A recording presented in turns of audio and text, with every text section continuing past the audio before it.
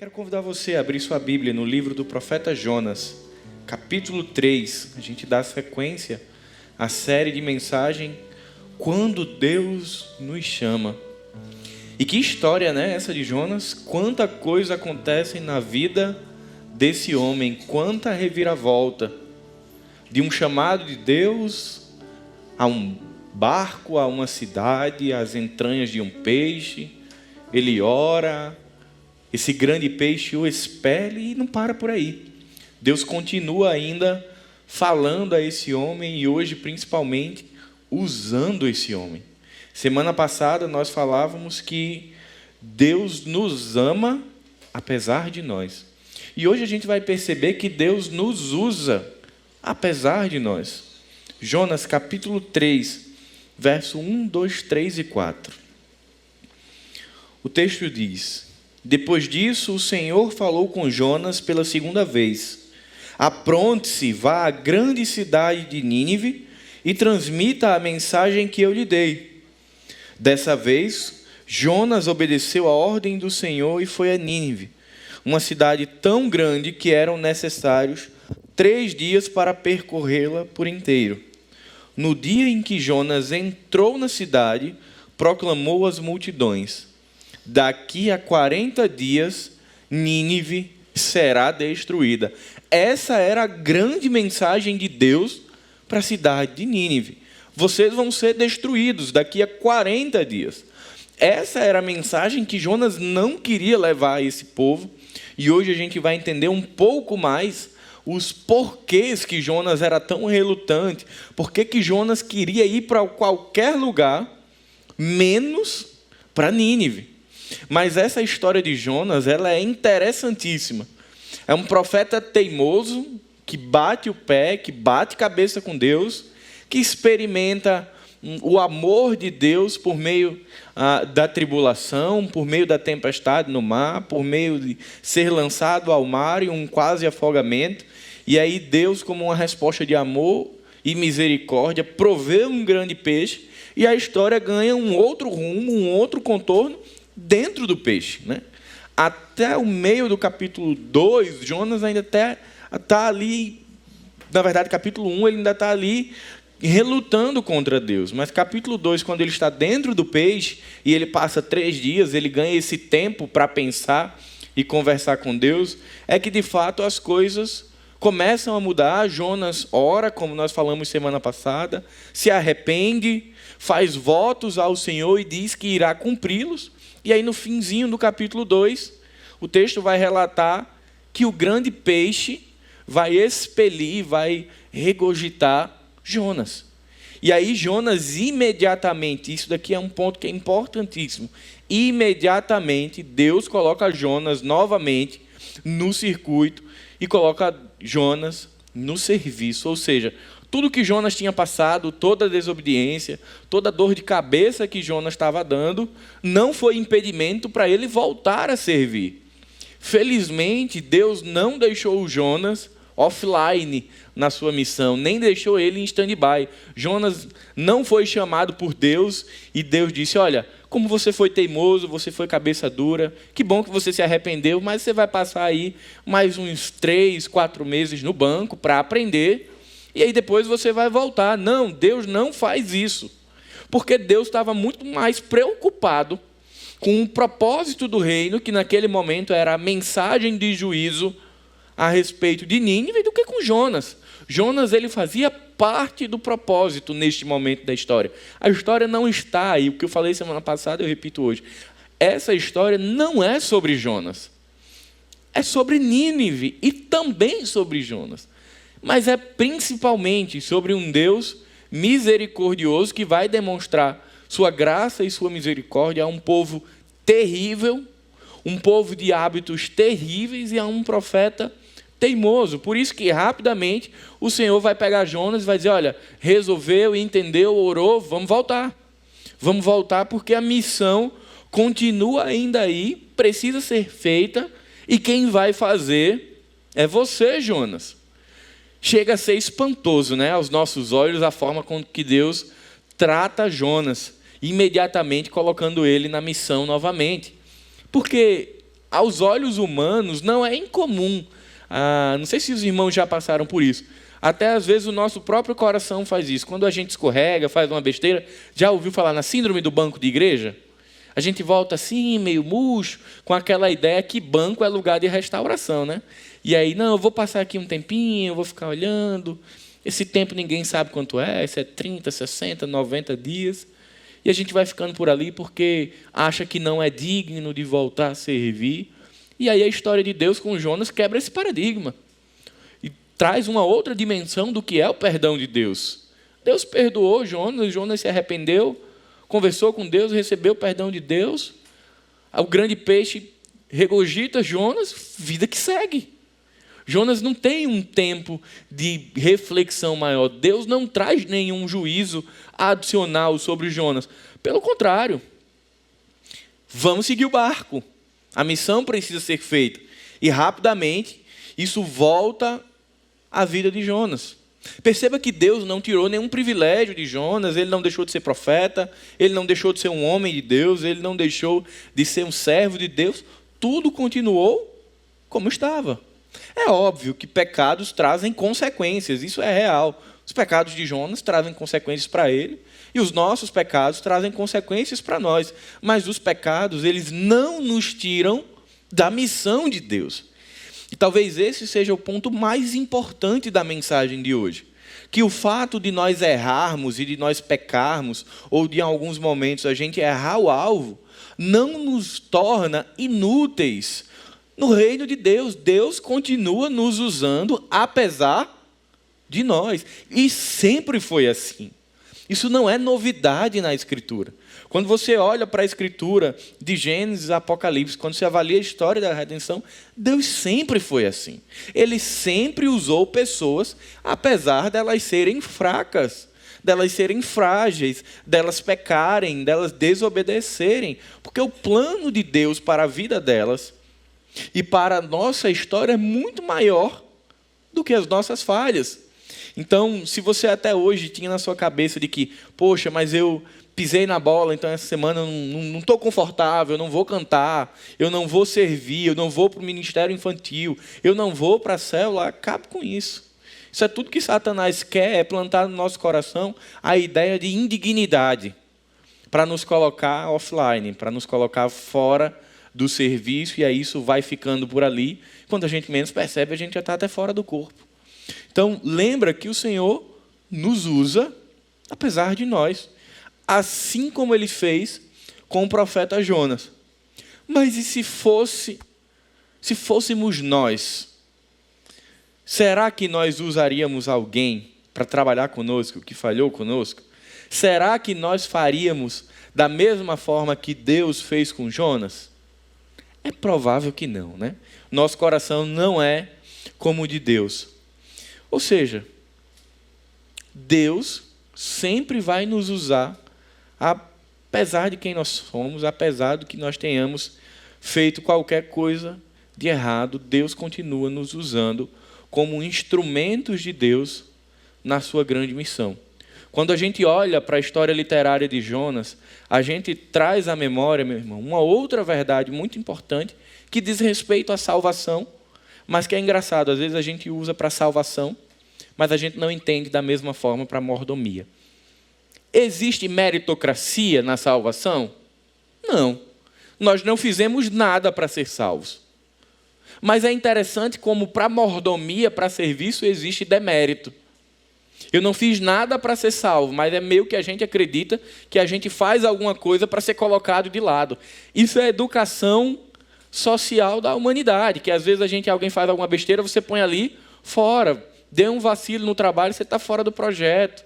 Fez alguma coisa em casa, o filho, você vai receber aqui um castigo, você vai ficar aqui sem videogame ou sem alguma coisa alguns dias. Deus não faz isso. O serviço no reino de Deus não é sobre méritos e nem sobre deméritos. A gente não é inserido na missão de Deus porque somos bons ou porque temos habilidades, valores ou uma grande experiência cristã. Não é sobre isso. Nem tampouco nós somos retirados da missão porque não temos capacitação, ou porque tivemos uma semana ruim, ou porque falhamos. Não é sobre isso. Mordomia cristã salvação ou qualquer outro aspecto do reino de Deus é graça.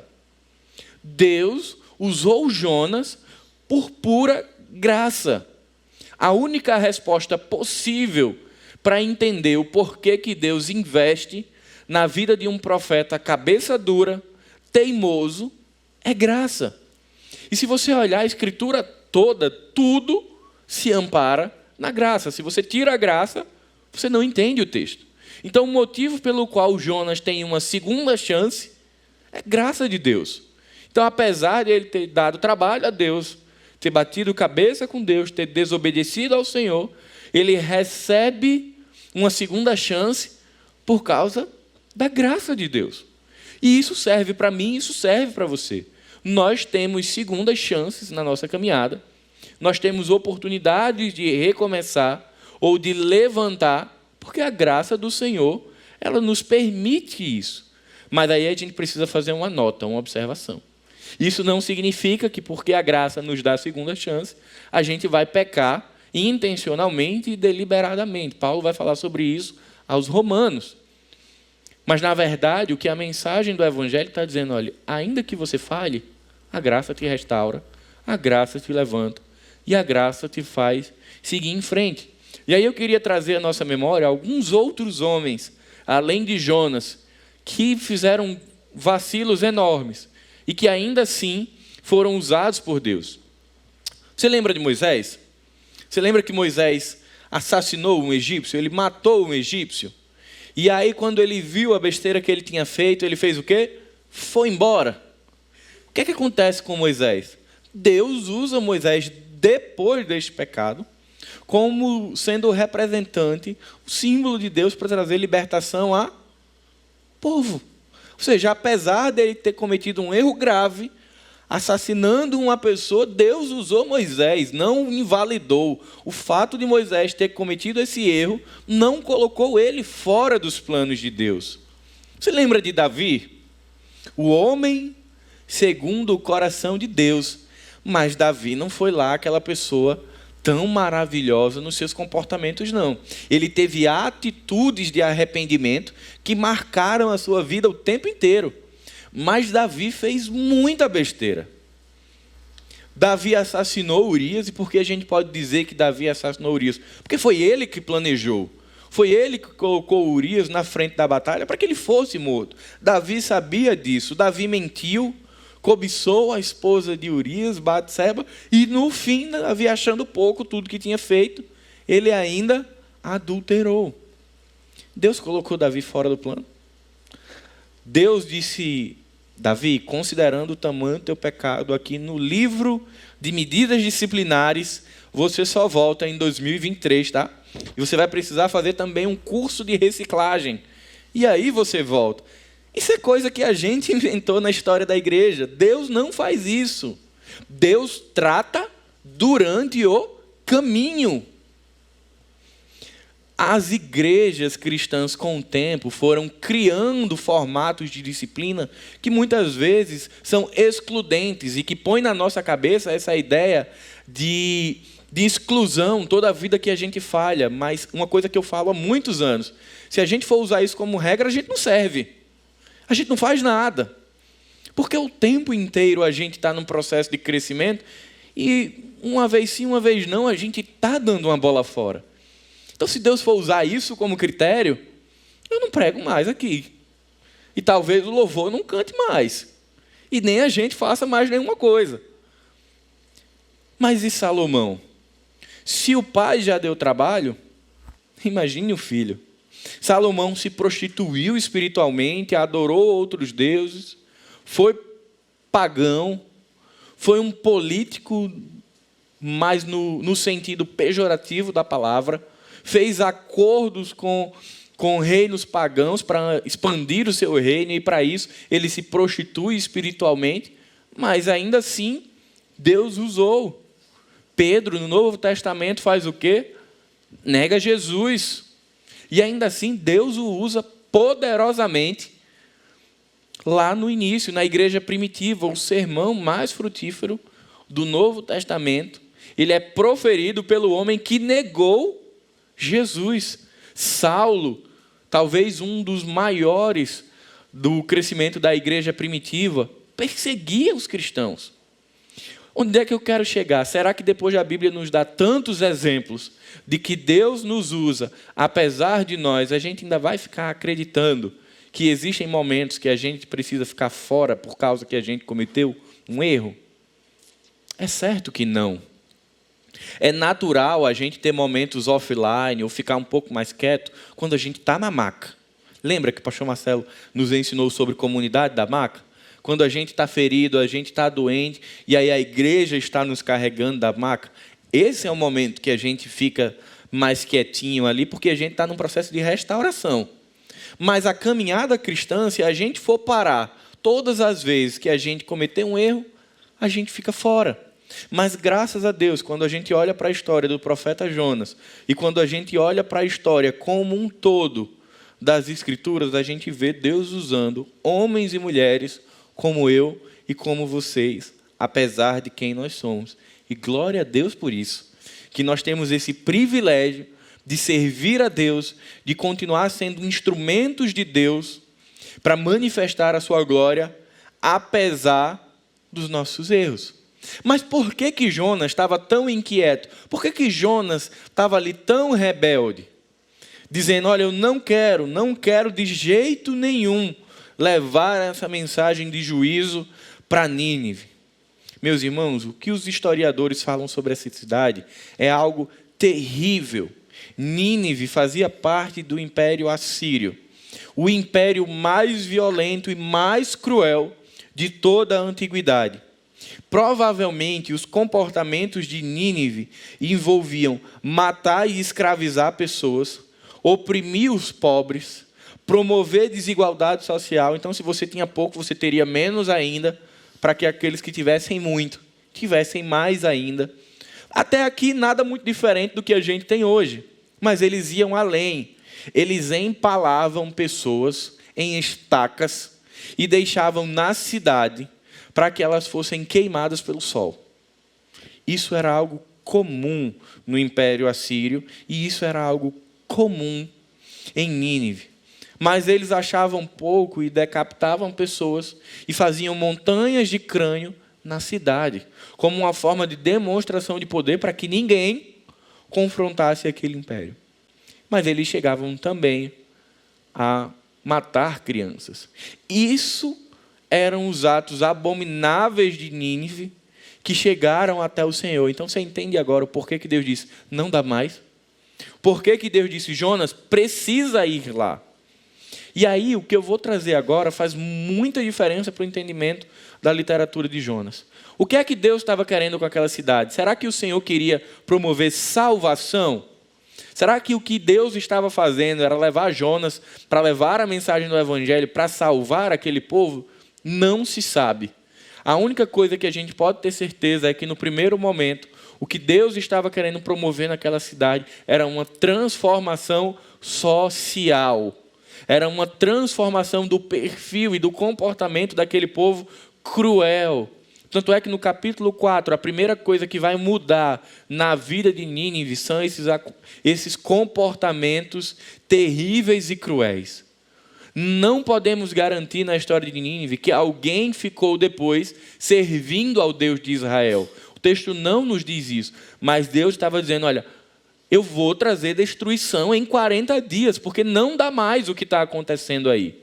Jonas é o portador dessa mensagem, e ele agora tem uma segunda chance de ir até aquela cidade e levar essa mensagem. E o que acontece é que no fim do capítulo 3, início do capítulo 4, aquele povo acolhe essa mensagem, e esse povo muda o seu comportamento. Essa era a missão de Deus, é para isso que Deus nos dá uma segunda chance, é para continuarmos fazendo aquilo que Ele tem nos chamado a fazer. E não se engane, muitas vezes nesse momento de segunda chance, da gente dizer não para Deus e Ele continuar insistindo e nos dando uma nova oportunidade, Deus não vai mudar o plano. Jonas não queria ir para Nínive. Deus não disse, não, então Jonas, como você não quer ir para Nínive, aproveite e passe ali e resolva outra coisa. Não. A missão de Deus para Jonas era a mesma. Você lembra semana passada? ninguém chega a Tarsis. Tantas quantas vezes Jonas batesse o pé e dissesse que não ia, Deus continuaria chamando Jonas para Nínive. Nada ia mudar. E aí eu queria convidar você a extrair 3 lições para a nossa vida nessa manhã. Primeira lição, volta seus olhos para o versículo 1, parte A do capítulo 3. O texto diz: depois disso, o Senhor falou com Jonas pela segunda vez. Primeira lição, apesar de nós, Deus ainda insiste. Você já desistiu de alguém quando ela te deu uma negativa? Quando este alguém te deu uma negativa? Você faz um convite, ou você pede um apoio, você diz, olha, estou precisando da sua ajuda. E aquela pessoa às vezes nem diz não, ela só não mostra muito interesse. E a gente já faz assim, então não quero não. Quer saber de uma coisa? Vou pedir a outra pessoa, eu não peço mais nada dessa pessoa. Toda a vida que eu peço, são os exageros, os superlativos. Toda a vida que eu peço algo a Bruno, está vendo? Ele faz essa cara de desinteresse. Eu não vou mais pedir a ele. Vou pedir a Gran. Mas aí Gran não me deu um grande sorriso. Então, também não vou mais pedir a Gran, não. E a gente vai nessa brincadeira de... A gente dá uma oportunidade para as pessoas acertarem. E se elas não acertarem do jeito que nós queremos, tchau, está fora. É isso que Deus faz com Jonas?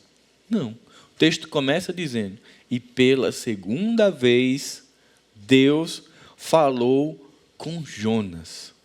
Deus insistiu com esse profeta teimoso e com esse profeta cabeça dura. E o que eu queria que você pensasse na tua história com Deus é, quantas vezes o Senhor não tem feito exatamente igual na minha vida e na sua vida, insistindo e falando pela segunda, pela terceira, pela quarta, pela quinta vez conosco, o mesmo assunto. Deus, em nenhum momento, a paciência de Deus se esgotou com Jonas e disse, quer saber de uma coisa? Não dá mais não. Eu vou falar com outra pessoa e outra pessoa vai fazer esse papel de levar essa mensagem de juízo a Nínive. Não, Deus não faz isso. Deus insiste. A Bíblia é muito clara e intencionalmente ela diz que pela segunda vez, Deus chama o profeta para falar sobre a mesma coisa.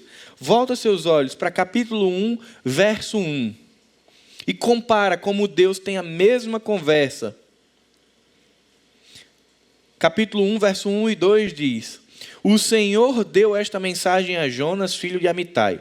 Apronte-se e vá à grande cidade de Nínive. Anuncie meu julgamento contra eles, pois vi como esse povo é perverso.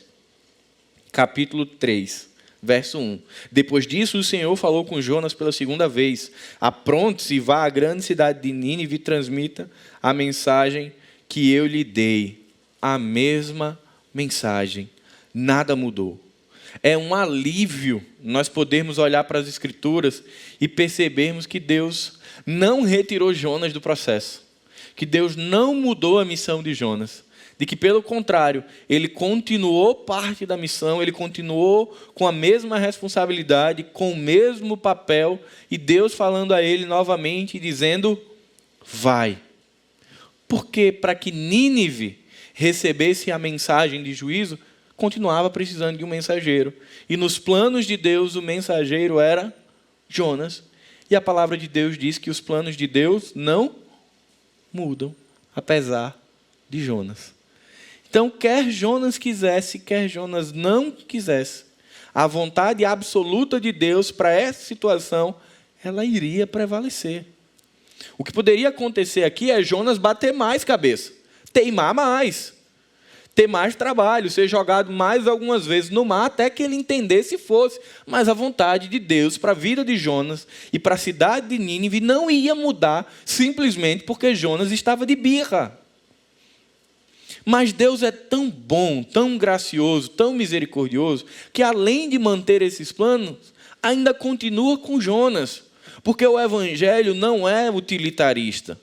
O Evangelho não é sobre servir ou não servir, ou ser muito bom no que faz. O Evangelho é sobre graça, é sobre misericórdia, é sobre Deus usar um povo fraco e frágil para cumprir os seus planos o tempo inteiro. Charles Spurgeon, quando olha para a vida de Jonas, ele diz: a vida de Jonas não poderia ser escrita sem Deus. Se você tirar Deus da história do profeta, não resta nada para escrever. Tira Deus, experimenta no capítulo 1, tirar Deus da história. Já não tem mais história. Porque o primeiro versículo é: o Senhor deu esta mensagem a Jonas. Se Deus não fala com Jonas, se Deus não designa uma tarefa, uma missão para Jonas, não tem história para Jonas. Se Deus não provê um grande peixe para salvar Jonas, também não tem mais história. Se Deus não perdoa Jonas após a oração dentro do grande peixe, também não tem mais história.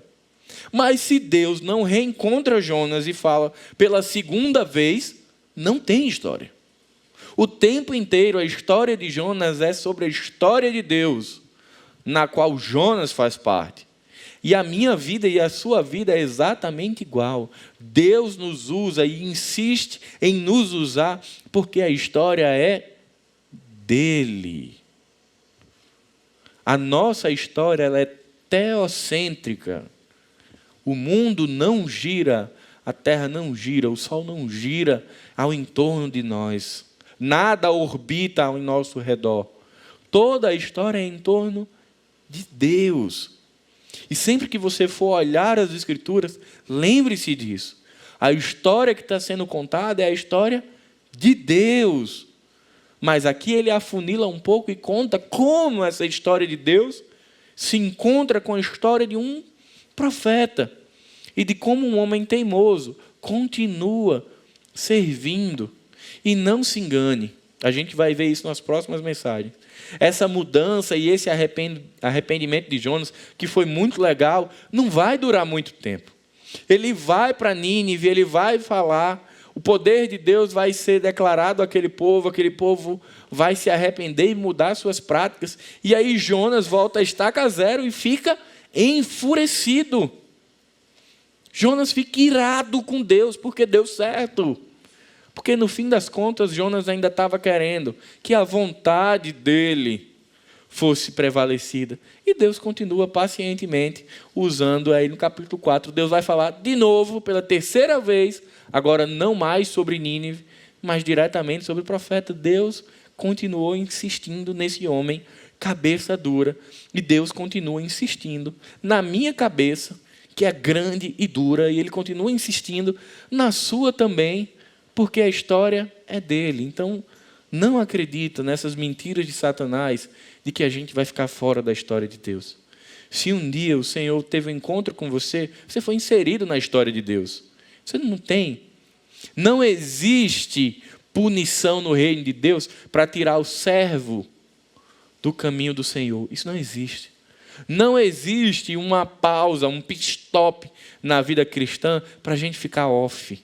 A gente sempre está on, a gente sempre está no reino de Deus, ainda que a gente esteja quieto. Mas a gente sempre está compondo a missão de Deus. E é isso que a história de Jonas nos traz. Mas a segunda lição que a história de Jonas nos traz é que, apesar de nós, Deus continua nos redirecionando à missão. Finzinho, capítulo 3, verso 2. Olha só o que diz o texto. Apronte-se, vá à grande cidade de Nínive e transmita a mensagem que eu lhe dei. Jonas foi expelido pelo peixe. Deus disse, limpou, tirou já a melequinha do peixe, está bonitinho, Jonas, vamos embora porque a missão continua, tem muita coisa por fazer. Só o tempo de viagem, Jonas, que você vai levar para chegar em Nínive são 30 dias, não dá tempo de você ficar aí refletindo, se arrependendo, porque a gente precisa seguir em frente. E é isso que Deus faz conosco o tempo inteiro. Às vezes a gente tem um domingo, ou vou dar um exemplo melhor, se você é casado, você tem ali um desajustezinho de manhã cedo, e você não saiu muito bem, porque você teve um desajustezinho familiar. Mas você chega no seu trabalho, Deus já tem lá uma oportunidade de alguém que não conhece a Jesus e que precisa conhecer, e você está ali, e aí agora? Ou você chega no seu trabalho e você tem uma oportunidade de, por meio do seu comportamento, do teu testemunho, proclamar a Jesus. E aí, o que a gente faz se a gente não tiver 100% ajustadinho? A gente diz: Senhor, eu vou usar aqui minha pausa de 15 minutos, meu intervalo para o almoço no reino, eu vou dar uma descansada, depois eu volto? Não. O que é que eu estou querendo falar? Voltar na mensagem de alguns domingos lá do pastor Pedro. Uma vida extraordinariamente comum. O que acontece com Jonas é uma vida extraordinariamente comum, onde problemas acontecem, situações ruins acontecem, mas a vida continua. Meus irmãos, eu não quero de forma alguma dizer aqui que a gente não adoece e não precisa parar. Isso acontece. Mas se não for por este motivo, a vida continua. E o serviço e o caminhar com Deus continua. Para Deus, o assunto está resolvido. Por que que Jonas é reinserido de uma forma tão rápida na missão? Porque para Deus, depois da confissão do pecado e do arrependimento, acabou. Mas existe uma coisa que nasceu com o puritanismo e que sem querer ficou no coração de muitas igrejas, é uma coisa chamada tribunal da consciência. Às vezes Deus já nos perdoou há muito tempo, mas a gente não se perdoa. A gente fica ali, a gente orou, confessou o pecado, se arrependeu, pediu perdão, recebeu o perdão de Deus, mas a gente fica querendo flagelo. A gente fica, não pode, mas assim, eu fiz uma besteira grande, orei, confessei, recebi perdão, eu já vou voltar? São situações inusitadas. Às vezes a gente conversa com alguns irmãos, a pergunta é: mas é só isso? Não vai ter nada. Deus não vai me dar nenhuma punição, eu não vou receber nenhum tempo fora, não vai acontecer nada de pior do que a consequência do meu pecado? Não. Deus não perdoou. Talvez a gente não consiga muitas vezes desfrutar do perdão total de Deus porque a gente ainda se escandaliza muito com a graça. A gente fica assustado com o perdão de Deus. Jonas não ficou, ele rapidamente foi para a missão. Deus perdoou, vamos embora. Você quer ver como a gente está muito longe do que Jonas viveu aqui? Às vezes eu posso ter um probleminha, e aí eu vou num jogo de futebol, na pelada da igreja, qualquer coincidência, é só ilustração, tá? No jogo de futebol, os irmãos vão ali, chegam mais duro um pouquinho.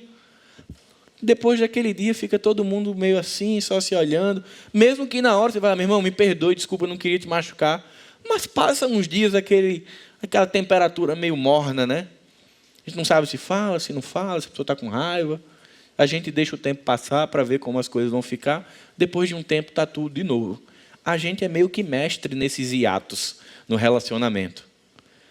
Às vezes você é casado, você está namorando, as coisas também não saem como deveriam. Aí fica aquele hiato também, sem conversa, sem nada. A gente espera que magicamente as coisas se resolvam e a gente segue em frente depois. Com Deus não funciona assim. Porque para Deus o assunto já está resolvido. No coração de Jonas já estava resolvido. A pergunta é: no meu coração e no seu coração já está resolvido? Depois que Jonas ora, se arrependendo e confessando seu pecado, resolveu. Eu e você, depois que a gente peca e a gente ora, a gente confessa o nosso pecado, assunto resolvido com Deus? A gente consegue desfrutar dessa realidade com Deus, de dizer: caramba, o Senhor me perdoou, vamos em frente? Ou a gente fica ainda ali meio murcho, meio desconfiado, esperando para ver o que vai acontecer? Infelizmente, a gente ainda fica meio murcho, né? A gente ainda passa alguns dias assim, meio desconfiado. Tem um livro que eu li o ano passado que marcou muito a minha vida. É a história de um pastor. O nome desse livro é Curando as Feridas do Vício Sexual. E o primeiro capítulo ele me marcou muito, porque era a história de um pastor americano que se prostituía há muitos anos, que o corpo de pastores da igreja descobre isso. Ele é expulso da igreja, a esposa não larga o casamento, continua. Ele tinha se envolvido, inclusive, com uma rede de prostituição. E aí, no final do capítulo 1, ele diz assim: esse pastor sou eu. Ali eu já tomei um choque, porque eu estava lendo, pensando que era a história de alguém. Aí era o pastor que escrevia o livro. E ele estava contando uma história de aproximadamente 35 anos atrás na vida dele.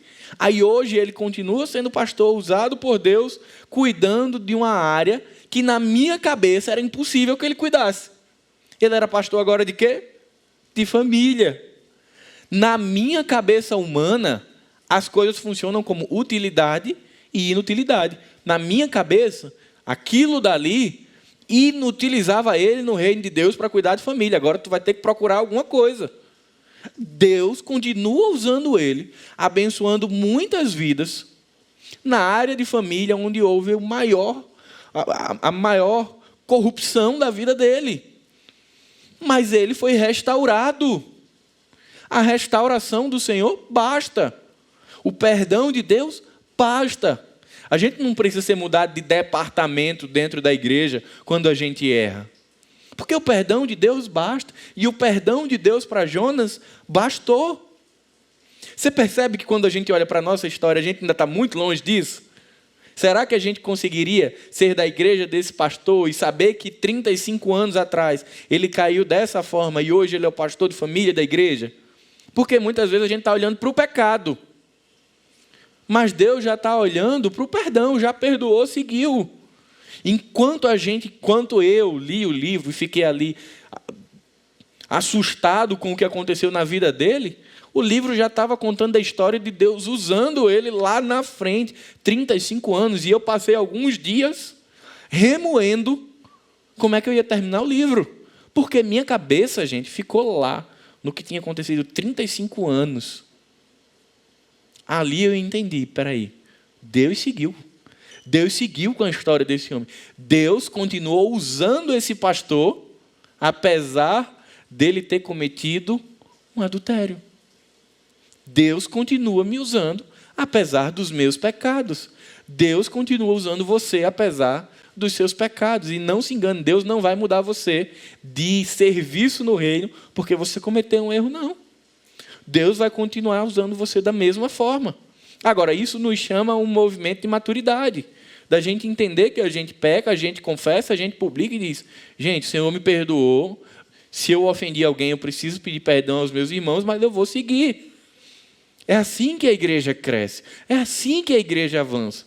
Não acreditar nisso é botar aqui uma máscarazinha, pendurar umas coisinhas bonitas e fingir que pecado não acontece na igreja.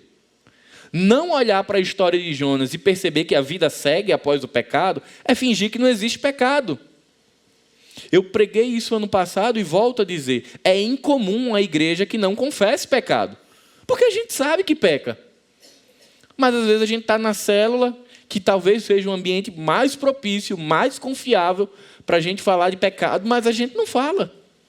É como se a gente não pecasse. E a gente sabe, irmãos. A gente sabe. Eu estou pregando aqui, mas na semana eu pequei. É óbvio.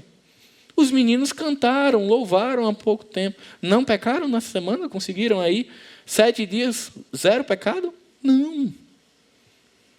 Os irmãos conseguiram uma semana de 0 pecado? Acidente 0 espiritual? Não. E isso é o que tem. Isso é a verdade. Porque enquanto nós não estivermos na plenitude da presença de Deus, o pecado ele continua fazendo parte do nosso caminho. Ele não nos escraviza mais, mas ele continua presente.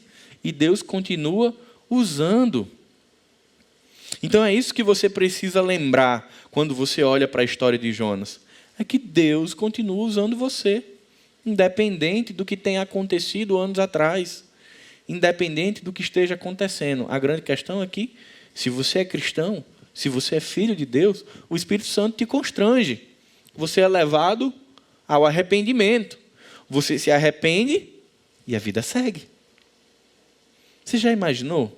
Se a gente fosse pegar os ministérios da igreja, e aí o líder de escala dissesse assim, ó, eu queria aqui o nome de quem pecou essa semana. Porque quem pecou essa semana não vai poder servir. Que culto que a gente ia fazer, gente? Quem ia para a recepção? Quem coordenava o culto? Quem ia para o trânsito? Quem pregava? Quem cantava? Ninguém. Ninguém. Por que eu estou sendo tão enfático nisso? Porque isso acontece muito. Satanás investe muito nesse campo para a gente ficar off. Para a gente dizer assim, não vou fazer isso porque eu não tenho testemunho. Tem sim. Ainda que seja um testemunho ruim, que você diga, olha, eu realmente errava muito nisso, mas o Senhor converteu meu coração. O Espírito Santo me constrangeu, transformou minha vida e agora eu faço. Não fazia antes, ou fazia errado, mas agora eu faço certo. Porque o Senhor tratou meu coração. Jonas não ia para Nínive, mas agora vai. E ok, que bom que Jonas vai. Que bom que ninguém colocou lá no resumo da vida de Jonas. Ele aqui primeiro disse não para Deus, agora é melhor não insistir com ele. Isso não aconteceu. A vida de Jonas seguiu. Os planos de Deus para Jonas seguiram. Os planos de Deus para a igreja e para nós seguem. Quantas vezes algumas coisas inutilizam pessoas na igreja porque a religiosidade faz isso? Quantas igrejas, e eu louvo a Deus porque a nossa igreja não é assim, não inutiliza a pessoa que infelizmente o casamento não deu certo. E aí aquela pessoa que infelizmente precisou interromper um casamento, ela faz o que na igreja, em algumas comunidades? Nada. Porque ela não é digna. Ou aquela pessoa que está casada, mas ela cometeu um erro dentro do casamento, agora ela também não faz mais nada. Porque sem querer tem o banquinho dos excluídos, tem o cantinho dos excluídos dentro de algumas comunidades. No reino de Deus não existe o cantinho dos excluídos. Existe o caminho dos pecadores. Dos pecadores que foram salvos em Jesus, que foram lavados pelo sangue de Jesus, remidos e justificados pelo sangue de Jesus, estão livres do pecado, mas que durante o caminho ainda pecam. Mas que apesar disso, continuam no caminho. E é isso que a gente precisa olhar. Jonas continuou no caminho apesar do seu primeiro erro. E por fim, versículo 3 e 4, eu queria que você voltasse seus olhos.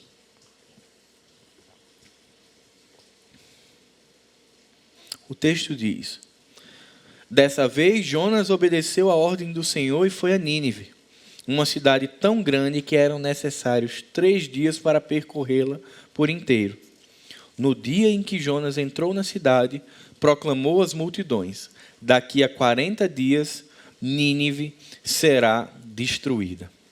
O pastor George Morrison, ele diz uma frase que para mim é extraordinária. Ele diz: a vida cristã vitoriosa é uma série de recomeços. Você está indo bem, derrapa. Você faz o quê? Levanta, começa de novo. Em alguns momentos a tua queda te leva alguns passos para trás. Acontece, mas você volta e caminha de novo. Algumas quedas têm menor impacto. Você cai, você levanta de onde você parou e segue. Mas o tempo inteiro a gente vai olhar Deus nos dando recomeço, recomeço, recomeço. É isso que acontece com Jonas? Sim. Jonas recomeça com Deus. É exatamente isso que acontece no versículo 3. Não queria ir para Nínive, agora vai. A viagem era longa, era uma cidade grande. Aproximadamente 600.000 pessoas viviam em Nínive. O perímetro de Nínive era de aproximadamente 95 quilômetros. E Jonas precisava ir até esse povo, falar a mensagem de Deus para esse povo, num processo de recomeço. Por que eu estou enfatizando esse ponto? Porque recomeçar não é fácil, irmãos. Você tentar fazer uma coisa, dar errado, e você repetir não é fácil, a gente tem medo. Jonas tinha acabado de dizer não para Deus. Isso não demorou meses, não. Isso foi muito rápido. Jonas tinha acabado de dar não para Deus e tinha, em amor, levado um aperto de Deus. E agora não deu tempo dele fazer nenhum tipo de mentoria, de nada. Ele já estava rumo a Nínive. E o que esperava ele é aquela cidade maravilhosa que eu falei no início, de pessoas receptivas, né? Eu imagino o Jonas indo a Nínive pensando: cara, eu vou falar, o que é que esse povo vai fazer comigo? Será que eles vão me empalar vivo? Porque Jonas pensou sobre isso. A reputação de Nínive era terrível, todo mundo sabia. E isso num processo de recomeço. O coração de Jonas cheio de incertezas, de inquietações. Será que eu vou morrer? Vão me decapitar? Vão me empalar? Vão me queimar vivo? O que é que vai acontecer? E o que era ainda mais desafiador, um judeu falando para um gentio. Ninguém tinha ido a Nínive ainda falar sobre o Deus de Israel. Tinham acontecido alguns problemas no Império Assírio que tinha fragilizado, algumas coisas tinham abalado o Império. Mas ele já ia chegar lá do dia para a noite, meu irmão, dizendo, olha, gente, é o seguinte, daqui a 40 dias, vocês vão todos morrer. Deus vai destruir essa cidade. O recomeço de Jonas não era fácil. Deus, nos nossos processos de recomeço, nem sempre vai nos dar a missão mais simples. Nem sempre Deus vai dizer, olha, Bruno, como você está recomeçando, faça o seguinte, só manda o link da aula. Você não vai precisar da aula, não. Só vai precisar fazer o link do Google Meet e mandar. Não. Você vai mandar o link, mas você vai dar a aula. Deus não disse, Jonas, como você está fragilizado, eu vou mandar um outro profeta e você vai como apoio. Não, Jonas foi sozinho em um processo de recomeço. Mas aqui está a grande questão. Em todos os recomeços, Deus está presente. Tantas quantas vezes você cair e precisar recomeçar, você terá Deus com você. Do capítulo 1 ao capítulo 4 da história de Jonas, Deus está presente em todo o texto. Se existe um movimento linear na história de Jonas, é Deus do lado dele o tempo inteiro. Lá no capítulo 1, quando ele diz não, Deus está lá. Quando ele desce para Jope, Deus está lá. Quando ele entra no barco e vai para o porão, Deus está lá. Quando ele é lançado no mar, Deus está lá. Quando ele vai para o peixe, Deus está lá. Quando ele é regurgitado, Deus está lá. Quando ele está indo para o caminho de Nínive, Deus está lá.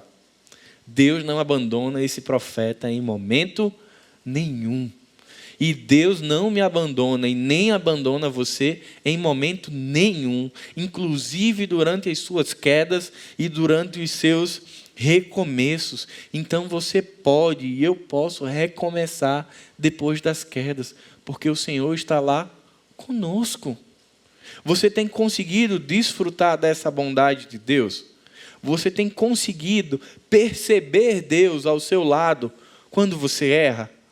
Você consegue, de fato, sentir a presença de um Deus bondoso, perdoador, gracioso, nos momentos que você falha? Porque foi isso que Jonas experimentou. Quando eu olho para a história de Jonas, meu irmão, não é o grande peixe que me chama a atenção, não.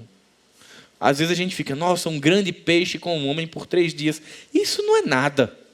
Sabe o que é mais forte nessa história? É Deus o tempo inteiro. É Deus com Jonas do início ao fim. Quando ele diz não, quando ele diz sim e quando ele reclama do sim. Porque Jonas, como um bom ser humano como nós, ele dá trabalho, depois ele se arrepende e dá trabalho no fim, né? A gente olha para Jonas e diz, será que vem alguma coisa no nosso DNA? A gente dá trabalho a Deus, Deus dá misericórdia, a gente volta a servir, a gente reclama no final. Mas Deus está o tempo inteiro na vida de Jonas. Deus está o tempo inteiro na sua vida. E eu queria concluir com a citação de um livro chamado Ministério na Tempestade. Esse livro é escrito a partir da realidade de Moisés. Ele é escrito pelo pastor Truman Herring. Ele vai dizer o seguinte: os planos de Deus normalmente envolvem pessoas fracas, frágeis e pecadores. Isso para que a sua glória seja manifestada. Primeiro Jonas precisou desfrutar da graça, para depois levá-la a Nínive. Olha o que o pastor Truman falou. Naturalmente, os planos de Deus usam pessoas o quê? Fracas, frágeis e pecadoras. Eu estou habilitado para ser usado por Deus. Porque eu sou fraco, sou frágil e sou pecador. Você também está habilitado. Porque você também é fraco, também é frágil, também é pecador. Por isso que a obra e a missão que é de Deus, Ele nos usa. Porque no final de tudo, o que vai ser manifestado Não é a habilidade de tacinha. É a glória de Deus. Não são as competências de Ranils. É a graça de Deus. Não é a experiência de Marcos. É a graça de Deus. No fim de tudo, no fim da história de Jonas, o que a gente vai ver é, mais uma vez na história, a graça de Deus. E aí a gente pode lembrar do que o apóstolo Paulo diz, que é quando nós estamos fracos, que estamos fortes. E ele continua e ele diz: o poder de Deus se aperfeiçoa na minha fraqueza. Olhar para a história de Jonas é poder se alegrar de um homem fraco, teimoso, cabeça dura, reclamão, inconstante, mas que o poder de Deus se aperfeiçoa na vida dele. Ele passa rapidamente por uma cidade de 95 quilômetros de perímetro, 600 mil habitantes, mas o que você vai descobrir semana que vem é que com todo esse movimento de um profeta cabeça dura, de uma cidade, de um coração cruel, a palavra de Deus fez efeito. Porque a história nunca foi sobre Jonas, foi sobre Deus. E eu queria que você curvasse sua cabeça e lembrasse o seu coração que a história nunca foi sobre mim, nunca foi sobre você, sempre foi sobre Deus. Então a graça de Deus, ela continua se aperfeiçoando nas nossas fraquezas. Deus não te deixa de usar. Deus não te deixa fora dos planos dele. Deus não te coloca na cadeirinha do castigo. Ele te ensina no caminho, durante o processo, durante a jornada. E quanto mais você caminha com ele, mais ele forja o seu coração. Lembra lá dos discípulos de Emaús, desapontados, voltando para casa. Jesus os ensina no caminho. Lá na mesa, eles percebem Jesus e eles fazem o caminho de volta. A mensagem de hoje é um convite para você voltar. Se você tem parado de servir porque você acha que o pecado inutiliza você, esqueça isso. Porque é a graça que te habilita, é a graça de Jesus. E ele usa a mim e a você, apesar de nós. Que o amor de Deus o Pai, que a graça de Jesus e que as consolações do Espírito Santo estejam com cada um de nós, hoje e para sempre. Amém.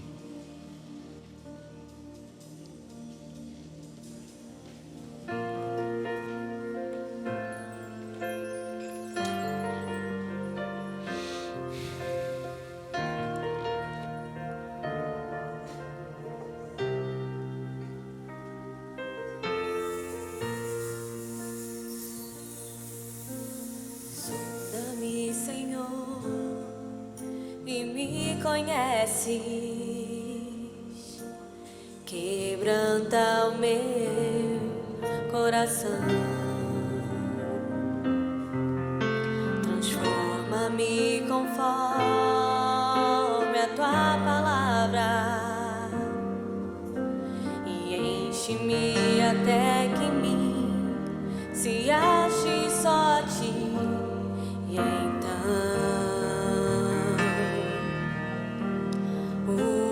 usa-me, Senhor, usa-me como um farol que brilha à noite, como ponte sobre as águas, como abrigo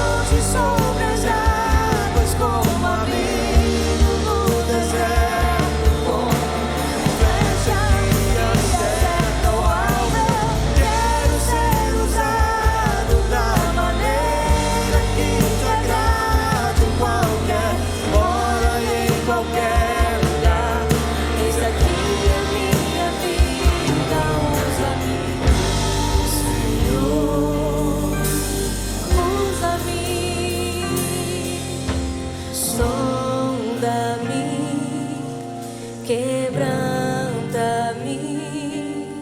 transforma-me, enche-me e usa-me, Senhor, e usa-me, Senhor.